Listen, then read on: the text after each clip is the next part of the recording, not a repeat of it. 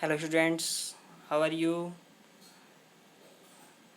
Welcome back to the YouTube channel Accounts Expertise. We are we were doing our second chapter. We will continue this in this session. In last session हमने क्या पढ़ा था? एक हमने concept पढ़ा था objectivity का और सिस्टम ऑफ अकाउंटिंग। ऑब्जेक्टिविटी के कंसेप्ट में क्या था कि हमारे जो भी ट्रांजैक्शंस रिकॉर्ड करते हैं उसका कोई बेस होना चाहिए, कोई वेरीफेबल डॉक्यूमेंट होना चाहिए। और सिस्टम ऑफ अकाउंटिंग में हमने दो कंसेप्ट पढ़े थे, एक डबल एंट्री सिस्टम और दूसरा सिंगल एंट्री सिस्टम। ठीक है, अब हमारा नया टॉपिक स्टार्ट होता है यहाँ पे। Today we will start our new topic that is basis of accounting. हमने वो उसमें पढ़ा था कि सिस्टम ऑफ अकाउंटिंग, सिस्टम क्या होते हैं अकाउंटिंग के, दो प्रकार के उसके सिस्टम होते हैं। अब आता है कि हमारा बेस क्या है अकाउंटिंग का। ठीक है, from the point of view of time of recognition of revenue and cost there can be two broad approaches to accounting are. एक तो टाइमिंग, हमारा रिवेन्यू कब रिसीव हो रहा है हमको, और हमारे कॉस्ट के, मतलब कि रिवेन्यू और कॉस्ट का जो हम फेस कर रहे हैं उसकी टाइमिंग क्या है। ठीक है, कि हमने रिवेन्यू कब मिल रहा है और हमें कॉस्ट हमने कब इनकर की है, उसके रिकॉग्निशन की टाइमिंग क्या है। उसके अकॉर्डिंग हमारे दो कंसेप्ट बने हुए हैं, कैश बेसिस और accrual basis. Under the cash basis entries in the books of accounts are made when cash is received और paid, not when the receipt और payment becomes due. Under the cash basis, entries in the books of accounts are made when cash is received or paid and not when the receipt or payment becomes due. मतलब कि जब cash पे कर रहे हैं तभी record होगी, जब पेमेंट या रिसिप्ट ड्यू होगा तब हम इसको रिकॉर्ड कैश बेसिस में ड्यू, चाहे वो पे चाहे ड्यू रिसिप्ट हो या पेमेंट हो। कैश बेसिस में ये नहीं होता, एक्रूअल बेसिस में ये होता है। अगर कैश बेसिस में कोई भी चीज़ ड्यू है, हम अगर कैश बेसिस पे अकाउंटिंग कर रहे हैं और हमारी कोई रिसिप्ट या पेमेंट ड्यू है तो हम वो बुक्स ऑफ अकाउंट्स में रिकॉर्ड नहीं करेंगे, और अगर कैश बेसिस पे कोई एंट्री हो रही है तो वो तुरंत रिकॉर्ड करेंगे। Example, if the office rent for the month of December 2014 is paid in January 2015, it would be recorded in the books of accounts only in January 2015। अब तक हमने पहले जो कंसेप्ट पढ़ा था उसमें क्या था कि कोई भी खर्चा बुक होता है तो हम उसी पीरियड में करेंगे जब जिससे वो रिलेट करता है। ठीक है, लेकिन कैश बेसिस सिस्टम में क्या होता है कि जिस समय हम कैश पे कर रहे हैं तो वो उसी समय बुक्स में रिकॉर्ड होगा। If office rent for the rent month of दिसंबर, हमने पे तो किया कब, दिसंबर का, और नहीं, दिसंबर का पे किया जनवरी में। ठीक है, और बुक्स में हमने जो पहले जो कंसेप्ट पढ़ा था कि अगर खर्चा हम अगले महीने भी पे कर रहे हैं, लेकिन अगर वो पिछले महीने का खर्चा है तो हम उसे पिछले महीने में, पहले महीने में बुक कर लेंगे, चाहे वो किसी भी महीने में पे हो रहा है जाके। लेकिन कैश सिस्टम में क्या है, कैश बेसिस में, कि हमें अगर वो पिछले महीने का है लेकिन पे हमने अगले महीने में किया है तो उसी महीने में उसको हम बुक करेंगे, हम उसको उस महीने का ही मान लेंगे रेंट। मतलब रेंट तो दिसंबर का, लेकिन हमारी जो एंट्री होगी वो जनवरी में ही होगी। Similarly, sale of goods on credit in the month of January 2015 would not be recorded in January but in April when the payment for the same is received। हमने कोई माल क्रेडिट में बेचा, उधार पे बेचा जनवरी में, लेकिन उसका पेमेंट कब रिसीव किया, अप्रैल में, तो हम उसको रिसीव कब करेंगे, अप्रैल में। ठीक है ना, तो कैश बेसिस सिस्टम कहता है जब कैश पे या कैश रिसीव किया तभी उसको रिकॉर्ड किया जाएगा। Third, this system is incompatible with the matching principle. हमने जो मैचिंग प्रिंसिपल क्या पढ़ा था कि जो जिस महीने का खर्चा है उस महीने में बुक होगा जिस महीने में, चाहे वो किसी भी महीने में पे हो रहा हो। लेकिन कैश सिस्टम इससे उलट है बिल्कुल। Which state that the revenue of a period is matched with the cost of the same period. Matching principal कह रहा था कि हमें रिवेन्यू उसी पीरियड में बुक करना है जिस पीरियड में वो एक्रू हो जाता है, मतलब ठीक है। तो simple this method is an inappropriate for some most of organization as profit is calculated as a difference between receipts and disbursement of money for the given period rather than on happening of transactions। तो ये जो concept है cash basis का, ये matching principle को follow नहीं करता है, क्योंकि मैचिंग प्रिंसिपल क्या कहता है कि जिस समय का खर्चा है उसी में बुक होना चाहिए, ठीक है। तो यहाँ पे क्या है, simple this method is inappropriate है फॉर मोस्ट ऑर्गेनाइजेशन। क्यों? क्योंकि profit is calculated difference between receipts and disbursement माना पेमेंट्स। केवल जो पैसा रिसीव हो रहा है और जो पैसा जा रहा है बस उसका डिफरेंस पता चल रहा है हमको। हम ट्रांजैक्शंस कब अकर है, किस महीने की है ट्रांजैक्शन, उससे कोई लेना देना नहीं है। केवल पैसे आने जाने के डिफरेंस को ही हम प्रॉफिट कैलकुलेट कर रहे हैं उसमें, ठीक है। तो ये मेथड जो है इनएप्रोप्रिएट है एक तरह से। Under the accrual basis however revenues and cost are recognised in the period in which they occur rather when they are paid. Accrual basis किसको फॉलो करता है? मैचिंग प्रिंसिपल को, मैचिंग कंसेप्ट को। In which they occur rather than they are paid, वो उस period में ही recognise की जाएंगी जब जिससे वो रिलेट करती हैं, चाहे वो कभी भी पे की जा रही हो। A distinction is made between the receipt of cash and right to receive cash of and payment of cash and legal obligation to pay cash.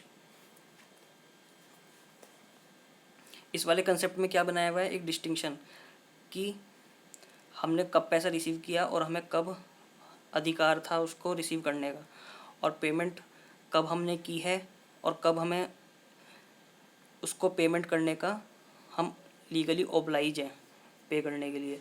तो इसमें एक डिस्टिंक्शन बना हुआ है कि कब हम इनकम कब रिकॉग्नाइज करते थे, जब हम लीगली उसे रियलाइज़ करने के लिए हमारे पास राइट हो, तब हम उसे बुक्स में रियलाइज़ करते थे, ठीक है। यहाँ पे वो ये एक्रूअल बेसिस यही कंसेप्ट फॉलो करता है कि कब रिसीव कर रहे हैं और कब रिसीव हुआ, ठीक है। पेमेंट के केस में भी ऐसे ही। Thus under the system monetary effect of a transaction is taken into account in the period in which they are earned rather than in the period in which cash is actually received or paid by the enterprises। इस system में क्या होता है, जो monetary effect है transactions का उसी period में ले लिया जाता है जिसमें वो अर्न करी जा रही है, रेदर देन बजाय इस चीज़ के कि वो किस पीरियड में पे हो रही है या रिसीव हो रही है, ठीक है। तो हमें जो रिसीव करना है, जब हमारा राइट टू रिसीव हो जाता है तब हमें उसको रियलाइज़ कर लेना है अपनी बुक्स ऑफ अकाउंट्स में। अब जब ऑब्लिगेशन बन गई है पे करने की, तो उसे बुक ऑफ अकाउंट्स में शो कर देना है कि अब हम इसके लिए लीगली ऑब्लाइज हैं, अब वो चाहे कभी भी पे हो रहा हो। This is a more appropriate basis for the calculation of the profits as expenses are matched against the revenue earned in a relation thereto। For example, raw material consumed are matched with the cost of goods sold। ठीक है, हम बहुत समय से कई बार हमने इस concept को पढ़ लिया है कि हमें जो खर्चा है उसी पीरियड में बुक करना चाहिए जिस पीरियड में हमने उस खर्चे के थ्रू इनकम अर्न की है, रेवेन्यू अर्न किया है, ठीक है। जैसे हमने कंप्यूटर का एग्जांपल पढ़ा था कि हमने 60,000 कंप्यूटर है, 10,000 की हमने उसको इस साल का खर्चा मान लिया, क्योंकि हमने 1,00,000 का जो प्रॉफिट कमाया वो 10,000 के कंप्यूटर यूज़ करने, 10,000 की अमाउंट की वैल्यू कंप्यूटर यूज़ करने पे हमने उसको इतना रिवेन्यू अर्न किया, ठीक है। तो खर्चा there is more appropriate basis for the calculation of profit as expenses are matched against revenue earn in the relation there to.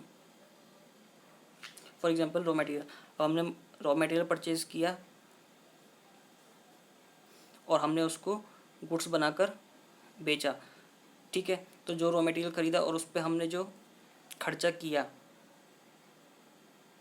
वो क्या होगा, मैच हो जाएगा हमारा। हमने कोई रॉ मटेरियल परचेज़ किया और हमने कोई माल बेचा, ठीक है, कॉस्ट ऑफ गुड्स पर, तो हमने जो कॉस्ट ऑफ गुड्स सोल्ड, जिस पे हमने जो गुड्स बेचा, ठीक है, तो वो क्या होगा, एक तरफ तो इनकम आ रही है और दूसरी तरफ हमने खर्चा किया रॉ मटेरियल उसको कंज्यूम करके, ठीक है, तो ये दोनों मैच होते हैं। Now our next topic is accounting standards. This is a very important concept. हमारे अभी तो बुक्स में यूज़ नहीं होगा इतना, हमारे क्लास जो हम पढ़ाई कर रहे हैं, लेकिन जब हम आगे जाएंगे, जब सी ए लेवल पर ये बहुत अकाउंटिंग स्टैंडर्ड्स यूज़ होते हैं, ठीक है, जब हम कंपनी की बैलेंस शीट प्रिपेयर करते हैं, फाइनेंशियल स्टेटमेंट्स, तब इन स्टैंडर्ड अकाउंटिंग स्टैंडर्ड्स के बेस पर ही हमारे फाइनेंशियल स्टेटमेंट्स क्या होते हैं, प्रिपेयर एंड प्रेजेंट होते हैं। Accounting standards are written policy documents. Written policy documents हैं, एक पॉलिसी है किस लिए, covering the aspects of recognition, कैसे रिकॉग्निशन करना है, measurement, treatment, presentation and disclosure of accounting transaction. Accounting transactions को हर चीज़ स्टार्टिंग से लेकर एंड तक, अब तक ट्रांजैक्शन अकाउंटिंग ट्रांजैक्शन ही चल रही है, ठीक है, तो उसको कैसे रिकॉग्नाइज, ठीक है, कैसे रियलाइज़, कैसे मेज़र उसको करना है, अकाउंटिंग ट्रीटमेंट को, ट्रांजैक्शंस को, उसका क्या ट्रीटमेंट करना है बुक्स ऑफ अकाउंट्स में, उसको कैसे प्रेजेंट करना है, ठीक है, उसको कैसे डिस्क्लोज करना है, ये सब चीज़ हमें अकाउंटिंग स्टैंडर्ड्स में एक ये पॉलिसीज़ हैं अकाउंटिंग स्टैंडर्ड्स, जो हमें इन पांचों एस्पेक्ट्स में कि हमें कैसे recognize, measure, treatment, presentation, disclosure करना है अकाउंटिंग ट्रांजैक्शंस का, ये पॉलिसीज़ हमें बताता है अकाउंटिंग स्टैंडर्ड्स, ठीक है। Accounting standard is a authoritative statement issued by ICAI, ठीक है, ये किसने किया है, ICAI, institute of chartered accountants of India.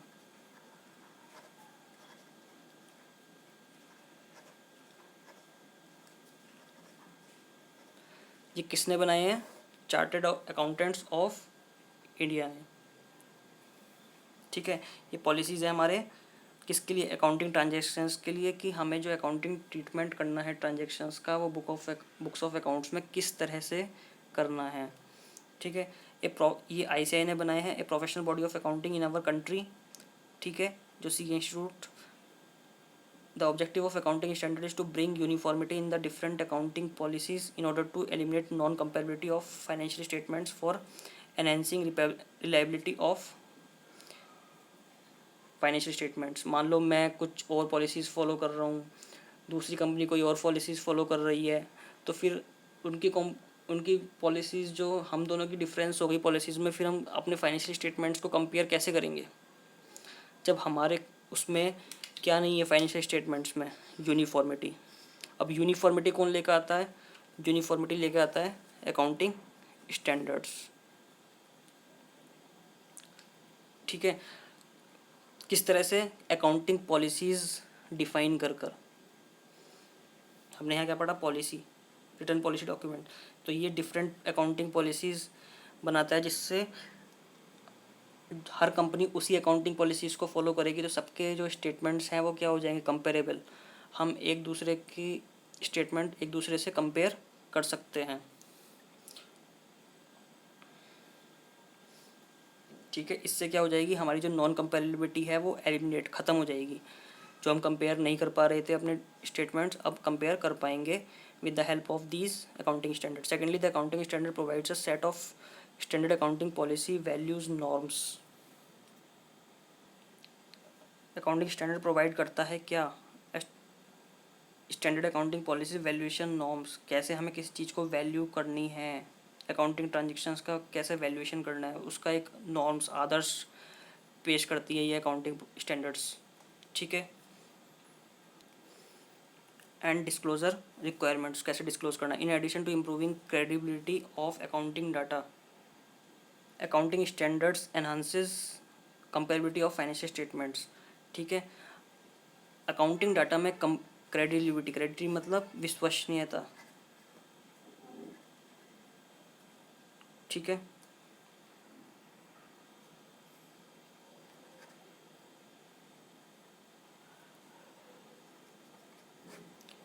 विश्वसनीयता के लिए ये अकाउंटिंग स्टैंडर्ड्स क्या करते हैं, कंपेरेबिलिटी बनाते हैं हमारी फाइनेंशियल स्टेटमेंट से, बहुत intra and inter companies, firm के अंदर भी अगर हमें एक साल से दूसरे में करना है, या इंटर कंपनीज किसी दूसरी कंपनी से। Such comparison are very effective and widely use for assessment of firms.